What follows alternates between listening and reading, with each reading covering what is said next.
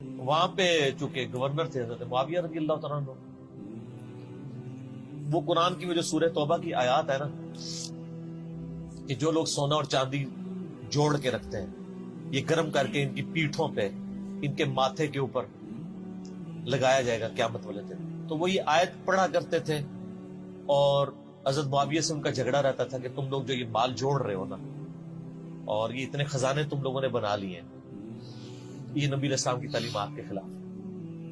تو حضرت معاویہ کہتے تھے یہ تو اہل کتاب کے بارے میں آیات نازل ہوئی ہیں، تو وہ کہتے تھے نہیں، یہ سب کے بارے میں ہے۔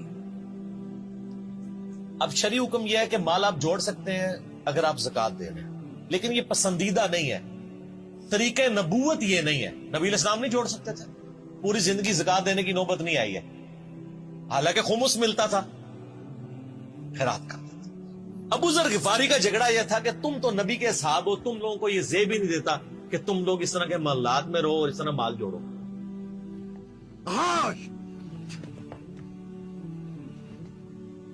کیا تم جانتے ہو کہ تمہاری ثروت میں 3 شریک ہیں؟ پہلا شریک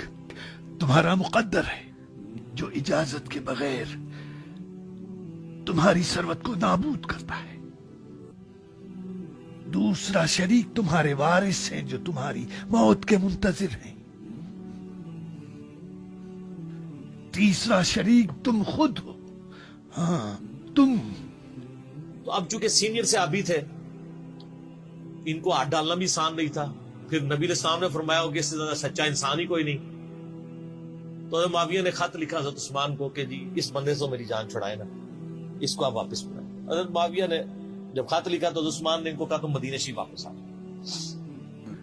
جان لو کہ ہر دن 2 فرشتے آسمان سے زمین پر آتے ہیں،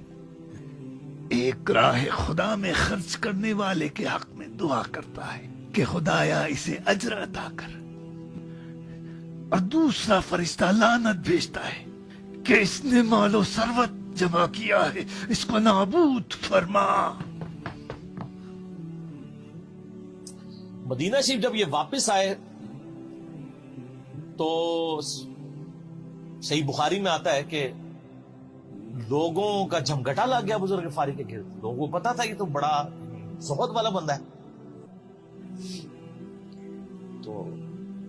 ابو ذر غفاری وہی حدیثیں سنایا کرتے تھے کہ حضور نے فرمایا یہ پہاڑ سونے کے برابر ہو تو میں خیرات کر دوں گا، جبکہ باقی صاحب کہتے تھے کہ مال جوڑنا جائز ہے اگر زکوٰۃ کوئی دیتا رہے۔ وہ یہ کہتے تھے کہ یار یہ تم لوگوں کو تو زیب نہیں نہ دیتا، یار تم لوگ تو یہ باتیں نہ کرو، تم لوگ نبی کی صحبت یافتہ ہو، تم لوگوں کو تو زہد ہونی چاہیے تم لوگوں کی زندگی میں۔ اب لوگوں کا ہجوم ان کے گرد لگ گیا اور پھر حضرت عثمان نے ان کو خلیفہ وقت بلایا اور کہا کہ یار تو خود ہی مدینہ شریف چھوڑ کے یہاں سے چل جا، تیری وجہ سے فتنہ کھڑا ہو۔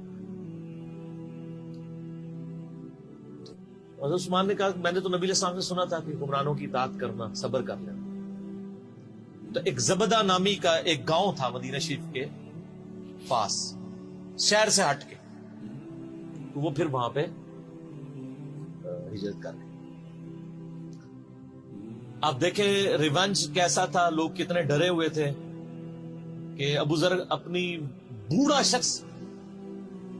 80-90 سال کا بابا اپنی ایک بڑھیا بیوی کو لے کے اس عمر میں شہر بدر ہو رہا ہے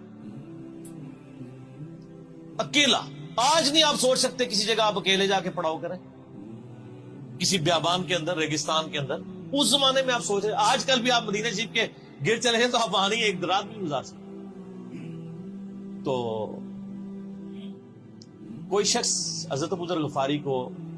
سی آف کرنے نہیں ہے سوائے حضرت علی کے، اور وہ بھی مدینے کی باؤنڈری تک آئے، ان کو پتا تھا